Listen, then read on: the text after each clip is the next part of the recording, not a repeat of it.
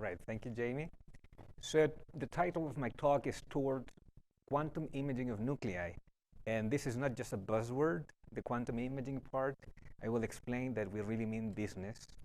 And, so the outline of my talk is the following. I will describe what I mean by quantum imaging of the proton and the nucleus. Then I will tell you how we are doing this in existing facilities in Jefferson Lab in Virginia. And then I will describe how we plan to do it with a brand new accelerator that Jamie alluded to, the Electron-Ion Collider. So this is the proton, an artistic impression of the proton. This is an artist from CERN. So you can see the proton there depicted as three big blobs that represent big energetic quarks and a bunch of the smaller particles. Those are quarks and gluons that make up the proton, we know, and a large number of them. And because the proton is a composite structure, it's like many-body system, it's not trivial at all why the mass of the proton is what it is, or what the spin of the proton is what it is, which is 1/2, we know. We know the mass of the proton very well too. Why the proton radius is what it is, what the proton pressure is what it is. We don't know. The proton is not a fundamental particle. It's an emergent system. So that's what this talk is about.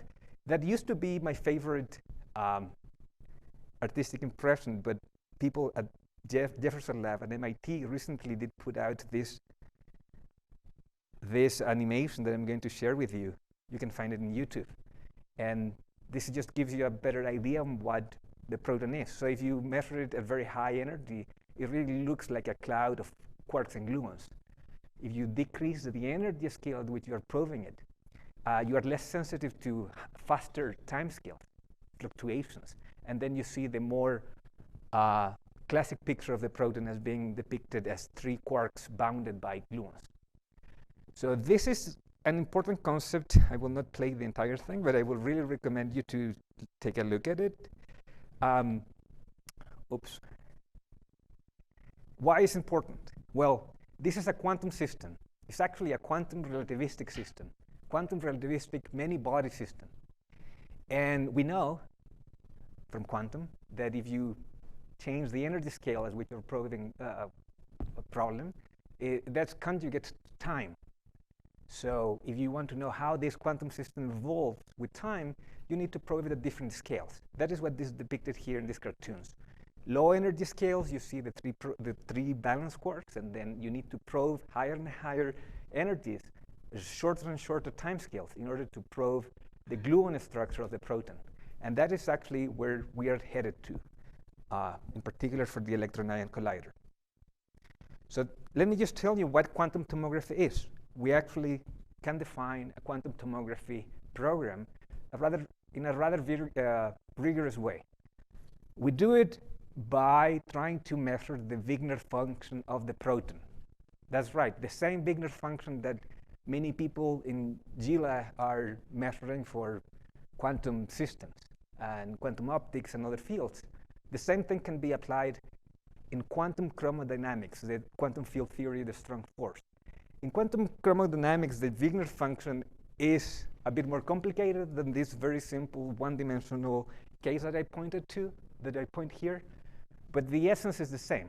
It's more complicated because we have quarks and gluons, and this is a multidimensional system, and that is relativistic. But the essence is that you can capture everything there is to know about a quantum system, encode that in Wigner function, and from there you can actually deduce everything that you can possibly know. And there are various things that we want to know. We want to know orbital angular momentum, how the quarks and gluons are moving and they are orbiting around the proton, because that is a contribution to the proton spin. We also want to know spin-orbit and spin-spin correlations. Those fundamental quantities are analogous to what we know about the hydrogen atom and other systems, but we can do it at the level of the nucleus. So we are probing the strong nuclear force rather than the electromagnetic force. And that's a brand new type of program, this idea of measuring Wigner's function and look at the proton complexity in its full multidimensional space at the quantum level is relatively recent. It had emerged maybe in the last couple of decades. Like in the grand scheme of things, that's recent. And that is what's motivating a lot of experiments, current and future. That's what we want to do. So let me give you a little bit of history, how this is actually done in practice. The canonical way to do the proton structure measurements is with what we call electron inelastic scattering. So this is the way that the quarks were discovered in the first place. You have an electron at high energy, you shoot that to a proton, you scatter out of the quarks inside the proton. That measurement or that reaction is depicted in the diagrams that you can see on the left, and the experimental measurements that can be done at colliders is shown there. And that's all good. But this reaction, where you only look at the angle and energy of electrons, only gives you an average one-dimensional density of the quarks inside the proton. It doesn't really give you a three-dimensional or five-dimensional view of the proton, which is what we aim for today. So this is what the state of the field was in the 90s. That gave us the modern view of the proton. Proton structure is dominated by gluons at low energy, at a low energy gluons. But you need something more complicated if you want to see the three-dimensional structure of the proton. One reaction that is actually known to be sensitive to the motion of quarks within the proton, motion in, like we're talking about transverse momentum in particular, is that if you, instead of measuring just the scattered electron, you in addition measure one particle coming from the reaction, which is depicted here by this diagram. If you do that, you measure the angle and the energy of that particle. You are going to be sensitive to the quark transverse momentum because part of the quark transverse momentum is translated into the particle itself that you can measure. So theoretically, this checks out, and we can do this type of experiments, which is the next generation of experiments compared to what I showed you before. So we call this semi-inclusive electron scattering. So 3D proton structure. Those experiments have been done, but what I'm going to tell you today is a bit more complicated and exciting in my view, because we can ask what is the proton structure, not of a free proton, but of a bound proton. What happens if you have a proton, you put inside the proton inside a nucleus? How is the proton structure changing? And this is depicted here in this diagram. Why do we want to do this? A is because we know the proton structure actually changes when you put that proton inside the nucleus. We've known that for some decades, but we really don't understand why it changes. And this might elucidate key questions like, where is nuclear binding coming from? From where is it coming from? If you want to understand where nuclear binding is coming from the interaction of quarks and gluons, which we believe we eventually will get there, then you need to explore this type of questions. So this is what a cartoonish view of what we aim for is. You don't want to only explore the structure of the proton in vacuum, like a free proton, but rather when that proton is embedded into a large nucleus. And that structure will change. So how can we do this type of measurements? So one facility that is running dedicated to support this experimental program is located in Virginia. It's called the Thomas Jefferson Laboratory. This accelerator facility was upgraded relatively recently, like in 2018, to the tune of hundreds of millions of dollars. And why? It's because it allows us to have the highest electron energy beam available in the world with the highest intensity, with the highest polarization. So the energy scales that we can probe with this accelerator are 12 giga-electron volts. We don't only use the accelerator, of course. We need particle detectors to measure what is coming out of that reaction. And this is the class 12 detector. It's one of the big detectors that is in that facility.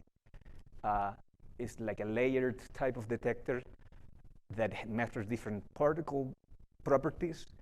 And just to give you a scale, here's some members of my group behind that thing is actually pretty big detector, and the beam comes from left to right, and then all particles are measured in this direction, the forward direction. It's a spectrometer, magnetic spectrometer.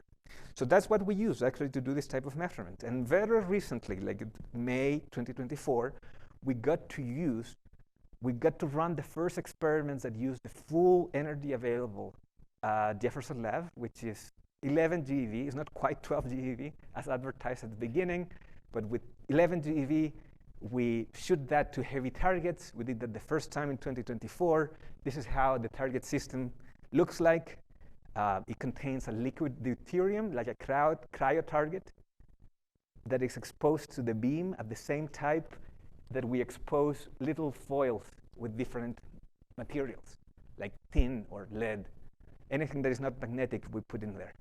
So you plug that target system in the middle of the class detector, and then you shoot a beam to it and see what happens. So the type of measurements we're going to do are actually rather diverse. We have deep inelastic scattering, which we abbreviate as DIS. We have semi-inclusive deep inelastic scattering, where we measure one particle in coincidence with the electron.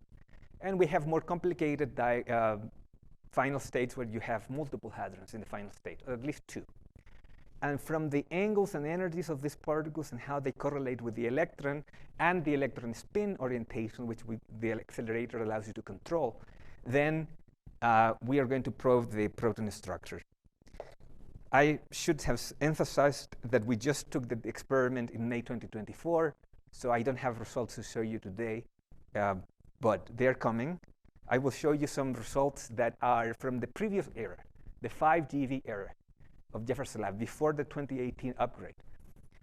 So these are some data that my group published, and instead of going through the data and how beautiful it is, I will just tell you that this is the reaction we measured, and I will tell you what it means. So what does it mean?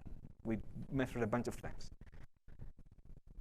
Theorists took that data along with other data and did a proper analysis using the quantum field theory of the strong force, QCD, and they concluded that they see evidence that the quarks in the nucleus are more broadly distributed in transverse momentum than in a proton.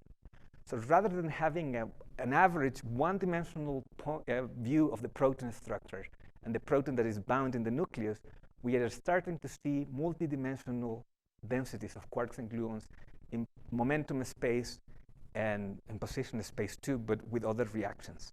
So this is what this plot shows you. So that's the bottom line. We're attempting to generalize what we learned in the 90s, which was one-dimensional view of the proton, to a more complex point of view. But we're not going to stop there. The electron beam that is available at Jefferson Lab is polarized. And the targets, some targets can actually also be polarized.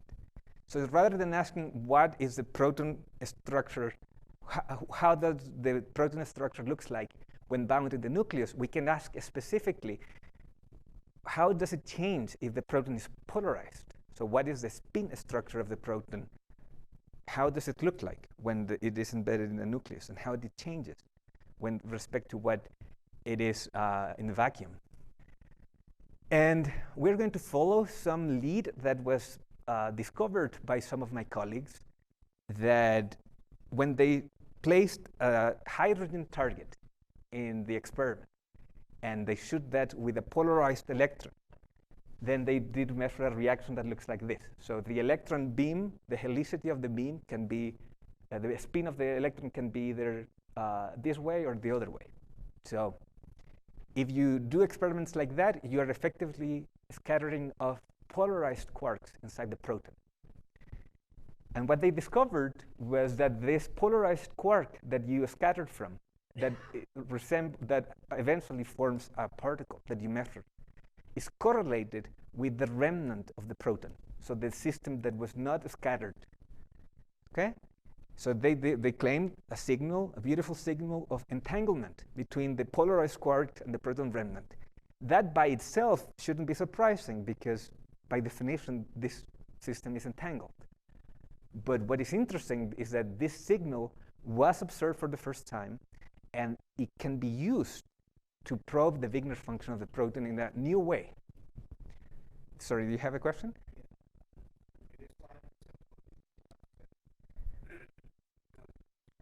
Is this one? This one? Yeah. I'm just trying to understand the problem. Does that mean quarks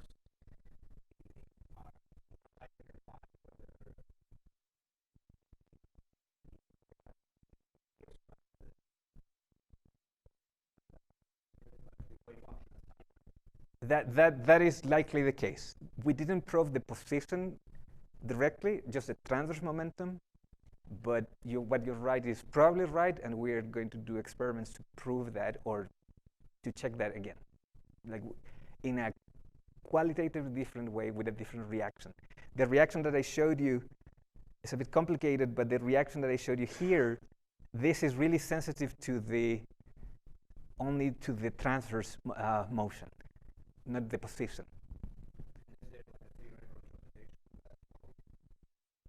Well, that is the interpretation. That's the quote that they give. Like, it's a fact that if you look at the momentum space, the distributions are broader. That shows up actually in the data. Thank you for bringing this up.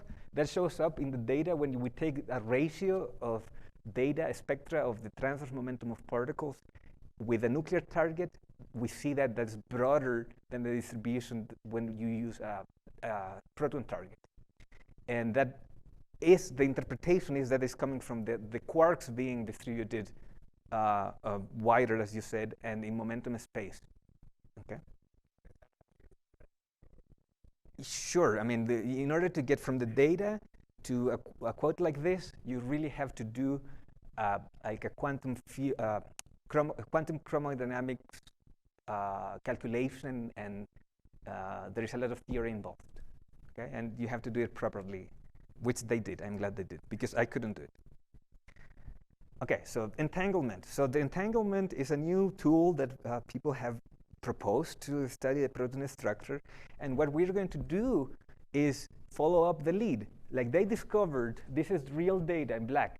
They discovered that if you have a hydrogen target, like a free proton, you see a beautiful entanglement signal. What happens if you have a heavier target? We don't know, but we're going to do the measurement. This is not a measurement, it's a projection of how well we are going to do the measurement. So instead of having a proton, we're going to have a bigger nucleus, like a carbon or copper or lead. And we're going to see whether the entanglement signal between the struck quark that is polarized and the remnant, in this case, the remnant is much bigger, it's a much bigger system, whether that signal survives or is changed. We have absolutely no idea what will happen. We will just do the measurement, and that will feed into the theory. And hopefully, entanglement in the nuclear case will also be a new type of tool. And this is the first time that we are going to be able to do this type of measurements with nuclear targets, because previous generation of experiments didn't have the polarization capabilities that we have now, that from the data we just took. But that's not the end, actually. That's just the first step into linking spin structure and nuclear effects. That is very much an active area that is green. In fact, no experiment has ever searched for nuclear effects in the spin structure of the proton. Can you believe that? Like, this type of measurements have been done since the 60s. You would have thought that this experiment was done already, but not. That's not the case. So you could, in principle, polarize a nucleus and then scatter with a polarized electron out of that polarized nucleus. We know how to polarize nuclei. That has been known for a long time. So in naively, this experiment is simple. And then you would be able to see what is the change in the spin structure of the proton if you put that into a nucleus. But there is a caveat. There is a trade-off. You want the nucleus to be big in order to maximize nuclear effects. To see, like, really a big nucleus has a chance of give you enhanced signal. But at the same time, spin effects get diluted with the spin size. So there is a trade-off. You want a big nucleus, but not big enough so that is what is washing out every spin effect that you want to measure. So the trade-off ended up motivating a brand new experiment, which is going to run in 2026, which is polarized lithium-7 experiment. This is the first time that we are ever going to see what this result looks like. So the idea of this experiment is that lithium-7, because of its nuclear structure, is such that the spin is carried mostly by a single proton. So this is like the perfect experiment for us. We're going to have a single proton that is polarized embedded into a big enough nucleus to give us nuclear effects and how they interact with the spin. So lithium-7, the shell structure is nice. So that's why we're going to do it. So this is how you do it in practice. This is a class 12 polarized target system. It's a bunch of magnets and cryo stuff. The important thing is that we have this target that is what is going to go inside the class detector. And this little plastic thing is where we're going to put pellets of lithium-7. And lithium-7 can be polarized, and we're going to do this measurement. We are going to be able to probe for the first time this thing, and it's good because we don't really know what is going to happen. And there are very many models that are all over the place when they're predicting what we will see. The data, the error bars of the data are projected here, and the data will have the power to kill many of these models. So we're going to learn how the nuclear structure is changing the spin structure for the first time. So a saint death is coming from many models, and that means that we are going to learn a lot.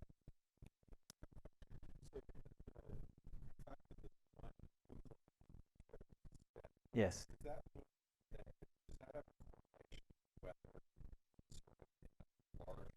Excellent question. Excellent question, yeah. You're right. So the proton that carries the spin is going to be the one that is in the shell, in the outer shell, so the unpaired proton. That's naive in terms of nuclear shell models, but if you do a proper calculation, you get the same answer. Like 90% of the time, that is what is carrying the spin on average. So, but that spin is also going to be probably at the periphery. It's not going to be at the center as depicted in this cartoon. So that indeed will dilute some of the nuclear effects. That's what we expect anyway. We're going to probe and see what happens. Nobody has done this. Anyway, so that's the first steps towards merging a spin structure and nuclear structures. But in order for us to really probe the proton structure at this more fundamental level, we need a new tool. This new tool is not going to be cheap. It's not going to be a tabletop experiment, unfortunately. I hope that was possible, but no. We are going to need a brand new collider, which is called the Electron-Ion Collider. Collider history started in the 60s, 1960s, at CERN. But we have never had a collider that was able to collide electrons with nuclei. This is going to be the first of its type.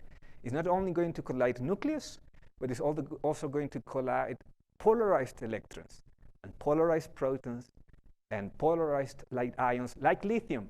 Like the experiment we're going to do at Jefferson Lab, we're going to be able to do it in EIC. The price tag for this is currently $3 billion, and let's hope this goes all the way. And if it goes all the way, we're going to see a first light in 2030s, mid-2030s. That's the current idea. So this is going to be located in Brookhaven National Lab, where the RIC Collider is operating now. So I'm going to transport you to the future. We don't have data yet, but we made some event displays, some visualization to show you how events at the Electron-Ion Collider would look like. So this is actually an event display that was made by one of my students. And you can see here the color-coded different type of detectors, and the hits that you see like pixels is literally data that we simulated. So we believe we're going to see events like this And for the trained eye, you would, if you had a trained eye, you would be able to see where the electron goes and where the recoiling quark that forms a jet of particles, like this collimated stream of energy that you see in the signals. That is what we're going to see. So this is like a 3D engineering model of what the detector will actually look like. This is like a big detector, a diameter of 6 meters. And the collisions are taking place at the center, and all these things that you see flying around are different particles. If you're interested, I would encourage you to try this out. This is for free, available in the internet. You can visualize them with virtual reality. It's pretty cool. Okay, so far we have this big detector in the virtual world, but we are not only doing virtual things, we're actually doing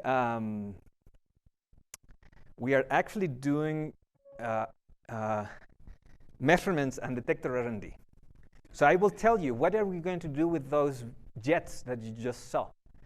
One of the things that we're going to do is, for the first time, probe spin-orbit correlations in a very direct way. So how is spin-orbit correlations of quarks inside the proton going to be realized in the actual experiment? This is the cartoon version of the reaction that we want to see. We have a unpolarized electron that is going to be scattered or collided with a polarized proton. In particular, the spin orientation of the proton is going to be transversely polarized with respect to the direction of motion, and you can control that being up, the spin of the proton up or down. So that's the experiment we're going to do. The reaction is a good old deep inelastic scattering reaction where you have an electron scatters out of a quark inside the proton. That quark forms a jet. If you look at the detectors, like I showed you before, that shows up like the electron is the thing that goes upwards, jet is recoiling backwards, and they balance each other. The jet, that is the proton that is formed by quarks, balances the electron momentum in the transverse plane. But because the spin-orbit correlation, this balance between the electron and the jet is not going to be completely spin independent. It's going to depend slightly on the orientation of the proton spin. Let's say the proton spin in this cartoon is pointing upwards. The balance, or the azimuthal separation between the electron and the jet is going to be slightly different than if the proton is pointing downward. So by taking the difference of data when the spin is up and down, we're going to see evidence, clean evidence of spin-orbit correlations. And why do we care about that? Spin-orbit correlations are important because the quarks have transverse momentum in the proton, as I told you before. They are not just going longitudinally. They have some intrinsic transverse motion, and if they are orbiting and they are polarized, then there is orbital angular motion that is going to contribute to the proton spin. And we believe that is the case, but we have never measured that explicitly. It's very difficult. But with this new tool, the Electron-Ion Collider, in particular with jets, we're going to be sensitive to it very, very accurately. We projected, or we simulated, in the simulated world, we can project how well we're going to do these measurements. This is the particular asymmetry that we're going to measure as a function of the momentum balance. So this momentum balance between the electron and the jet is just a vector sum. This asymmetry is predicted to be just a few %, but the precision of the data is going to be such that we're going to constrain that very directly. So this is just one example of measurement that we will be able to do. So that's exactly how we're going to do spin-orbit correlations.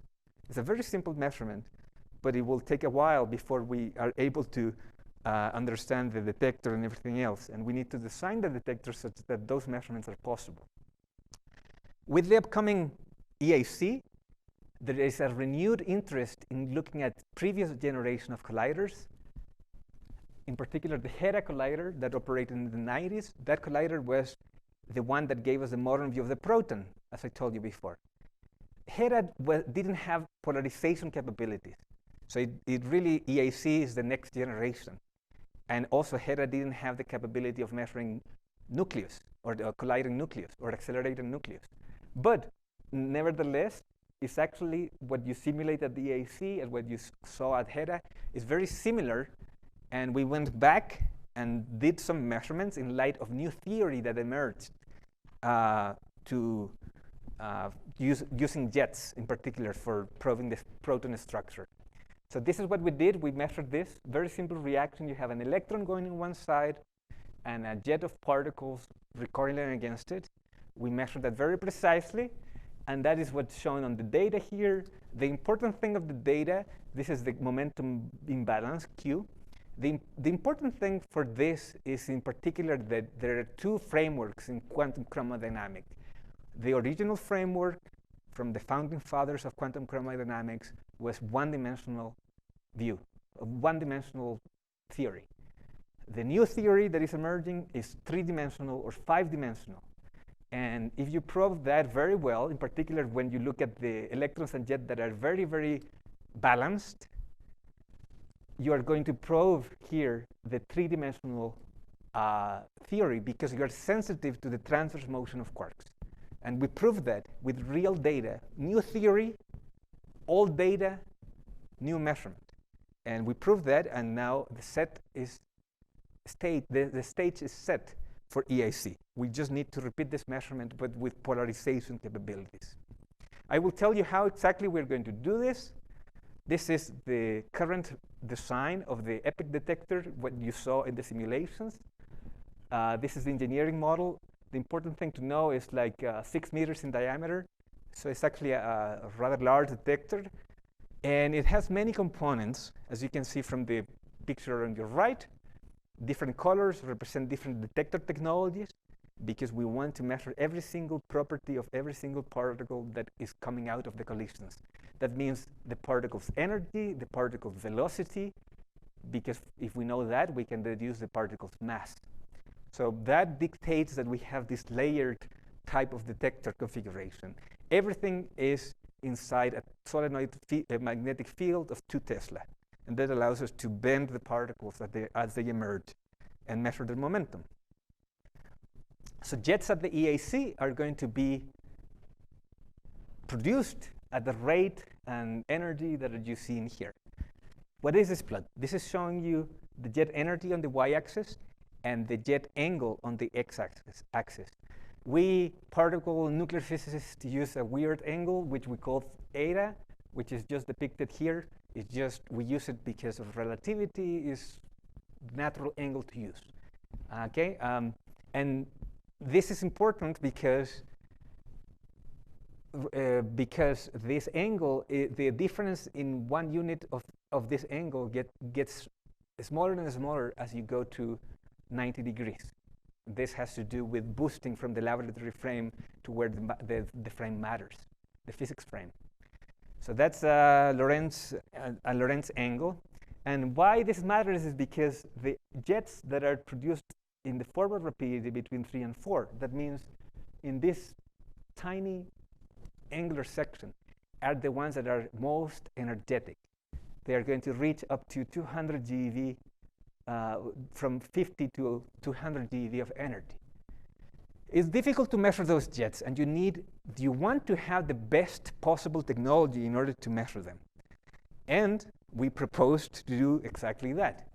So EAC requires a special jet measurement detector, and that's what we proposed. We called that the calorimeter insert, or Cali, just because my employer is the University of California, Riverside. And what we propose to use is a technology that is actually cutting edge. It was developed for high energy physics for the last 20 years or so, but it is very simple in principle. You couple plastic scintillator that when ionized emits light with a photosensor that can count how many photons you have. If you have that, you have one cell in a detector, and if you put many of them, then you can measure the energy and how that energy is distributed inside this particular jets of particle. At the time that we had proposed this detector, nobody had proposed this type of technology at all. Like the EAC R&D program ran for 15 years or so, and nobody really had ever proposed to measure jets like this. We were the first ones, And so we had an uphill battle from the beginning, especially because we want to put our detector in a very hot area. So this is the radiation map of the detector area. Red is hot in the sense of the number of neutrons per centimeter squared. You don't want to be in the red area because then your detectors are going to suffer. But we are just there in the reddest area, in the small angle. That's where most of the energy goes in the collisions. So that's why you see the highest levels of radiation. So we have a problem because the silicon photomultipliers get damaged with radiation. So we had to work from the beginning and try to ensure that the SiPMs would be a good option. So what we did was to couple these plastic scintillators, which are the small cells. Just to give you a reference, this is one of my students is holding them. Is holding one, so it's tiny cells. The silicon photomultipliers are a few millimeters in area of size, and you couple them. So this is a tabletop of measurement. You can ask for muons coming from outer space to go to through your detector, and that gives you like a measurement of how much light a charged particle, energetic charged particle, will deposit in your detector. So we measure that. Like 1 muon deposits about 60 photons in our little cell, and we figured that that is actually enough for this measurement to work. You want to maximize that, and you want to make your detector as fast as possible, and we measured that this actually is the case. You have a detector that has a few hundred picosecond resolution, which is more than enough for our purposes. So we placed those detectors, the building blocks, and then we went to an experimental campaign to prove that the silicon photomultipliers will survive in order to have many channels. So the first time that we tried to do this, we went to Berkeley lab in the good old cyclotron, 88-inch cyclotron. You can place silicon photomultipliers into the experimental hole, hope for a beam of protons that is going to hit it, and then you can measure the radiation damage for a given fluence. And we were hoping to do this in summer 2023. We were literally in the hole with everything installed, and the good old cyclotron just got shut down because of some leakage issue.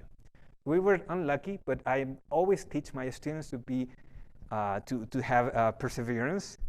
So if the Berkeley cyclotron was shut down, we went nearby to UC Davis. UC Davis, you may or may not know, also owns a cyclotron.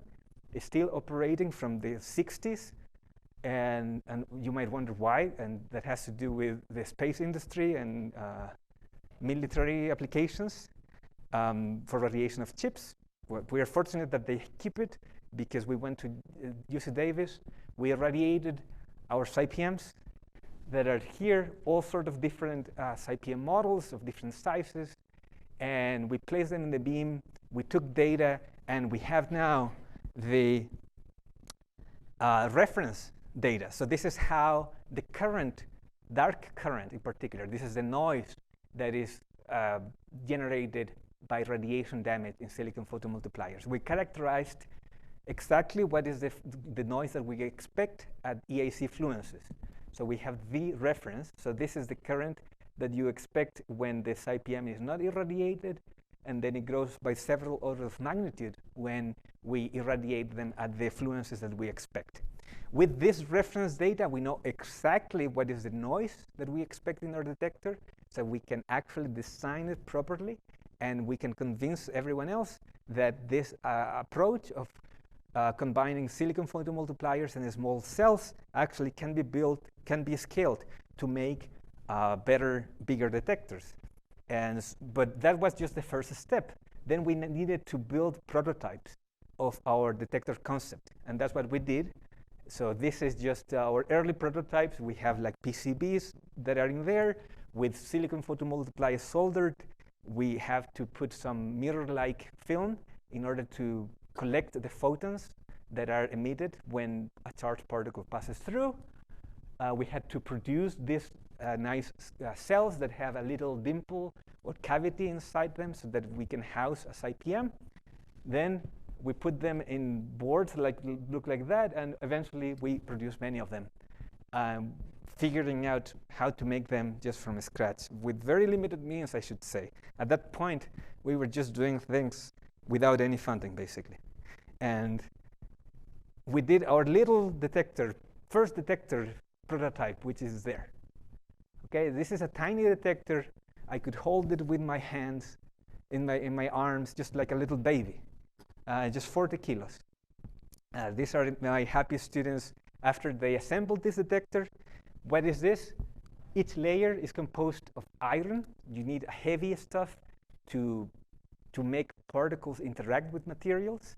And in between heavy stuff, you put the active elements, which are these plastic scintillators right out of silicon photomultipliers.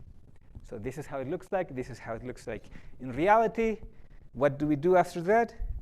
We went to Jefferson Lab and shoot a 4 GeV electron beam to it. So these are my students here in the hall, in Jefferson Lab. Happy. After their detector was installed, the beam is coming from this place. And then we collect data. And the idea is to prove that this concept actually makes sense. And fortunately, it works out. So this is actual data. This detector had 10 layers. So this is a measurement of energy in every single layer. The main idea of this detector concept is it's very highly granular. So even though in a small area, you pack as many channels as you can. And what this data shows you is that what we simulate and what we measure is very close. That means that we know what we're doing, basically. And that was very important, even though this detector was tiny, to prove our colleagues that actually this makes sense and we can scale up. So after this generation 1 prototype, we built generation 2 prototype, which is basically a 10x increase in number of channels. It's a bigger area. But that time, I couldn't hold it anymore. So this is the real deal, a real detector built at UC Riverside. This is how the first generation looks like compared to the second generation. So we are scaling that up with finer granularity and many improvements along the way. But it's basically a 10x improvement. What we did with that second generation is actually pretty cool. And it has to do with the only operating collider we have in the United States, called RIC. We basically put our detector that is in there in the experimental hall behind this big detector that is called the STAR. So this is an operating collider. So my students went there, installed their detector, and tried to collect data out of this running collider experiment. So this is our own collider experiment. It's very tiny, but it's our own. So we did everything. So this is the final configuration. So that center is where the proton collisions occur.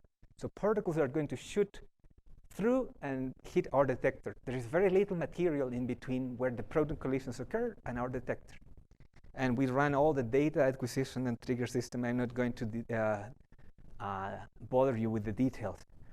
But the important concept is that particles, real particles that are produced in proton-proton collisions are going to hit our detector. So we run in 2024, and against all odds, I would say, we obtained data that actually makes sense. We can describe the data that will be collected, which is shown here. So hit multiplicity, how many hits we observe, that's the distribution that we get, like a Gaussian curve around 40. That's what we expected. So the simulation is in blue, data is in red. The main point I wanted you to get across is that simulation is describing data reasonably well. Not perfect, but reasonably well. That means that we understand the process of proton-proton collisions all the way to how the detector reacts and how the particles are recorded in that detector.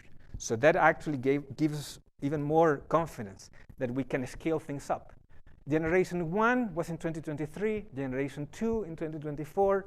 What do we have in 2025? Already built generation 3. This is how we started.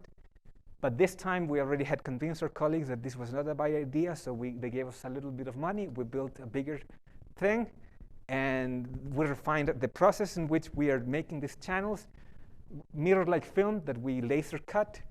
Then you have little folds. You put plastics in the layer inside. That is your unit, and is shining through the center, because only light can go through that center. And that's where you put your silicon photomultiplier. So we have that. So this is bigger, better, and we're going to test it in the upcoming detectors, upcoming test at Jefferson Lab and the NASA facility in Brookhaven. But that time, we already convinced our colleagues that this was not a bad idea. And they were, let's say, inspired for what we were doing. And now the entire detector, which is 6 meters in diameter, in the forward direction of the EPIC detector, is going to be built essentially how we had proposed. This is, of course, based on a technology that was already developed for quite some time. But this big enterprise is following some of the design choices that were completely original from us, in particular the way how to read the signals, that is like with these very long PCB boards, like 1 meter in length, to transport the silicon signals and put them at the back, read them, digitize them at the back. That's our idea, and many other details that I will not bother you. But this detector is going to use 600,000 CPMs. It's a world record, and it's going to be huge enterprise, and it's going to be very highly granular detector. So we're very happy with that. We didn't settle because why? We doubled down. So after we convinced our colleagues that we will build one detector that way, we went for the crown jewel of EPIC detectors, which is called the 0-degree calorimeter. This is a detector that plays a very important role despite its size. Size-wise, it's not huge. It's just 60 by 60 centimeters and 1.5 meters in depth. But it's located in a very strategic position, 35 meters away from the interaction point, in between two sets of magnets, like two beam lines, is where it sits. And as the name suggests, it allows you to measure particles that are scattered with very small angle, near to zero angle, 0-degree calorimeter.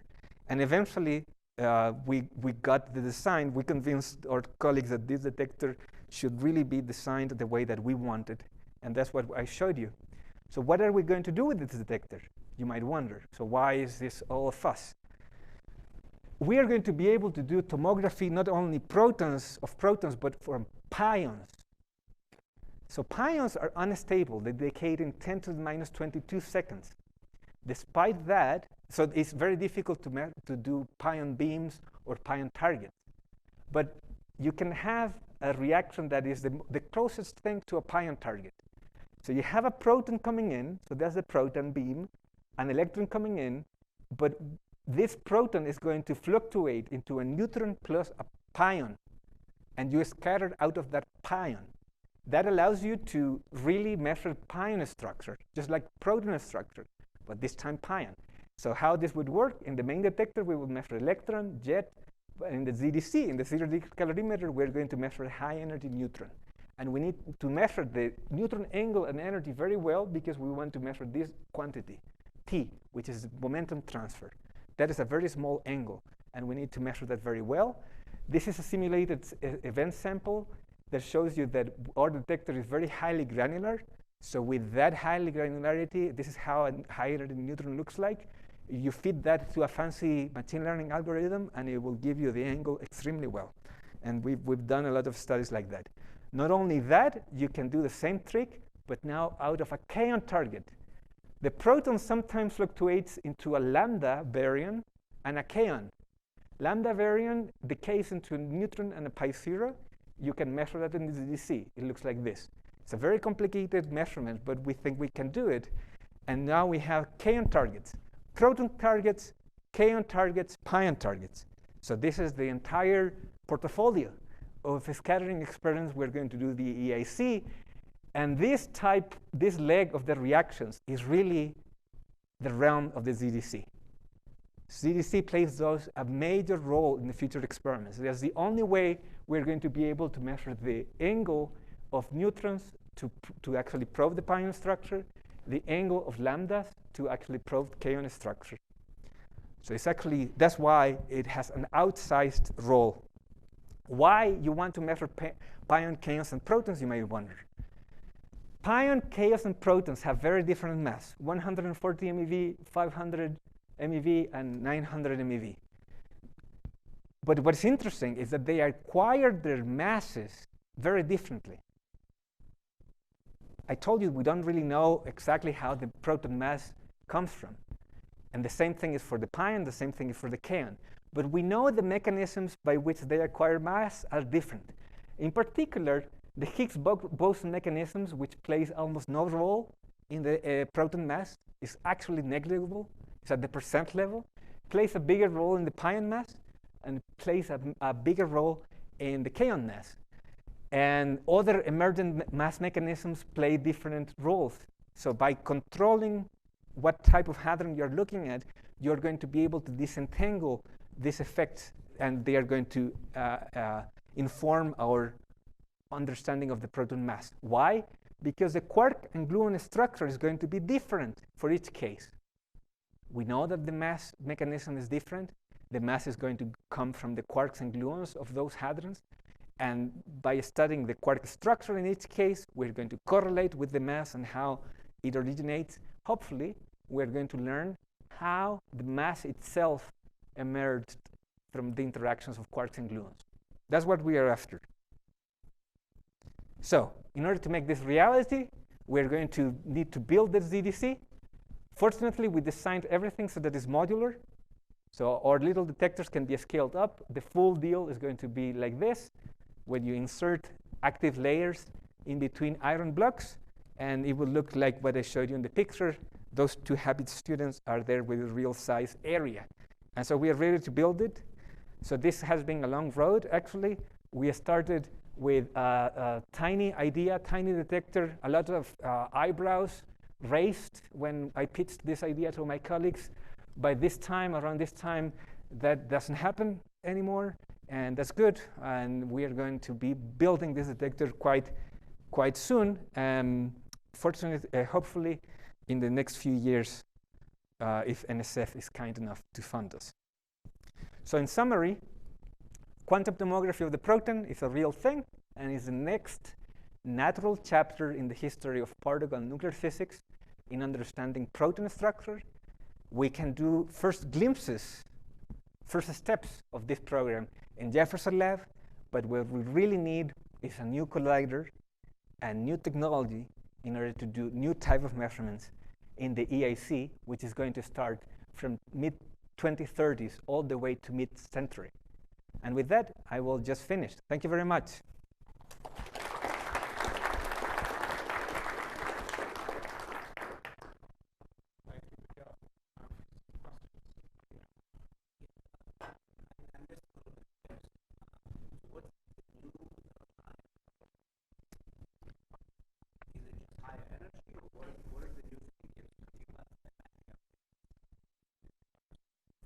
That's a good question. Yeah. No. Is big. Where is it?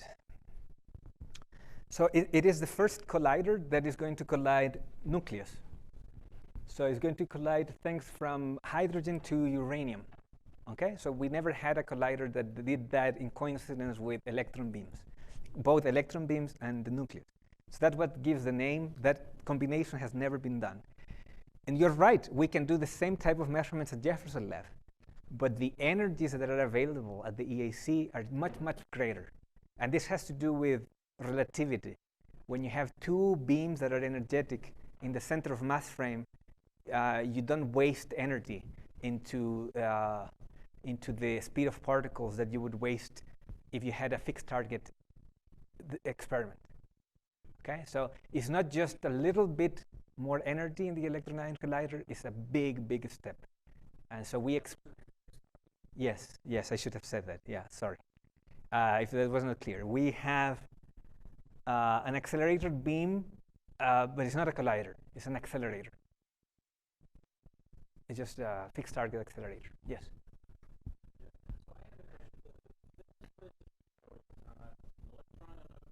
Yes. Yes. Yes. It goes forward. I will not. Do I have this? I think I have this in a cartoon here. You can already see there. So this is a signature of the quark. And what is forward is the remnant of the proton. And actually, in reality, most of the energy goes down the beam pipe. Yes.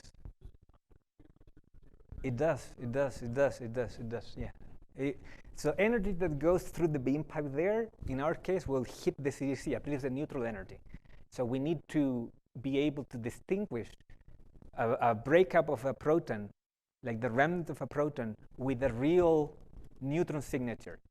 And the real neutron signature is going to be hopefully different because we should be able to, using machine learning and other techniques, we should be able to identify what a neutron looks like as opposed to a bunch of other stuff piled together. So this is why it's important to have high granularity technology and high timing, because that is where we're going to beat down that background that you described.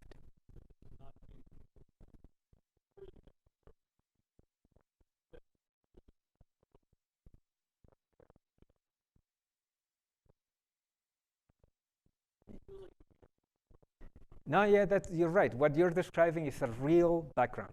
It's a real background. It's a real issue that we will need to sort out somehow. We need to distinguish this reaction from the reaction that you're describing, which is just the remnant of the proton mimicking a neutron in the forward detector.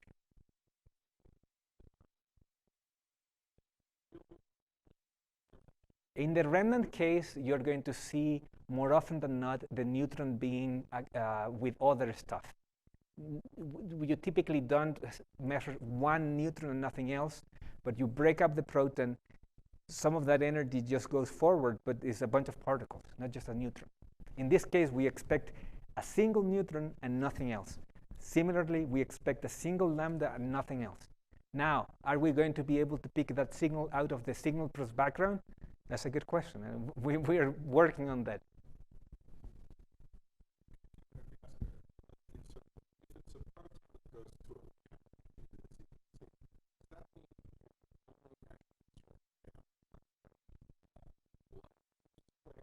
Yes.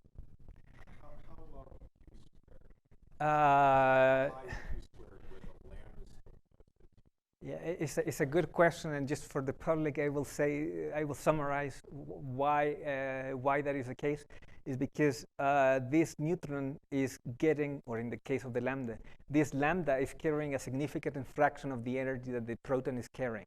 So the energy available for the reaction that is in here is going to be less. If you have less energy, you're going to probe a smaller kinematic domain. That's why Jamie did ask me for the reduced kinematic domain.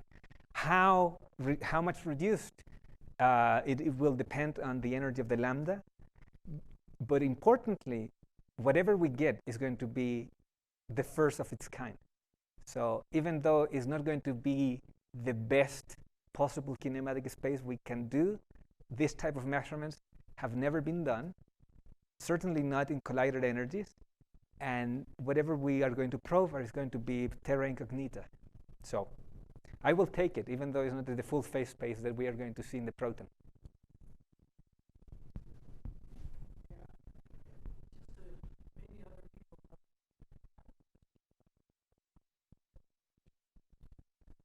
Jesus, that's an excellent question, and I don't really know the details. There is some magic that the accelerator people carry, and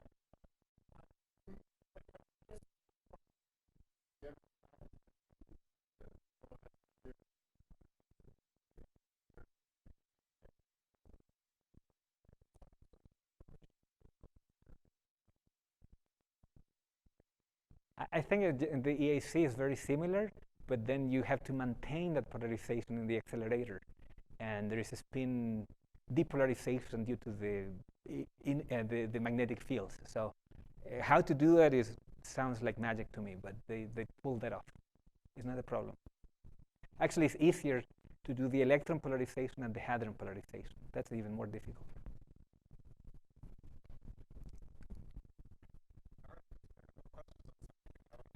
Thank you, thank you, thank you. Thank you very much.